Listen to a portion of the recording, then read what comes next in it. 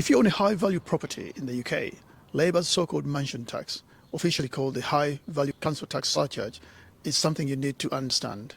Because the details have just been quietly published, they are extraordinary. Whitehall's own estimates suggest the tax would raise just £400 million in its first year. But £370 million of that would immediately be wiped out by reduced stamp duty, capital gains tax, and inheritance tax receipts. So before a single penny is spent on administration, the net gain is just £30 million. Then factor in the administrative costs.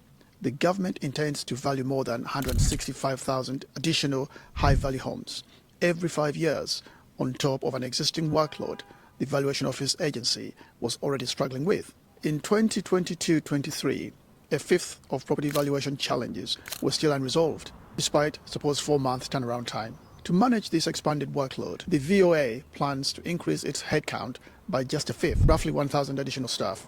And if those staff are hired at the UK median salary of £39,036, that alone is nearly £30 million, which is essentially every penny of the projected net tax take gone before a single administrative cost is counted. And the OBR's own suggestion that only 20% of affected homeowners will challenge their valuations has been widely questioned, because high-value homeowners tend to be well-advised and financially literate, and are likely to scrutinize every detail. Even Dennis Healey, Labour's chancellor in the 1970s, concluded that a wealth tax could not yield enough revenue to justify the administrative cost or political hassle. If you own a property or are concerned about how any of these proposed changes could affect your financial position, now is the time to get informed. Get in touch with us at Matthew Douglas Limited, visit our website, drop us an email, or give us a call.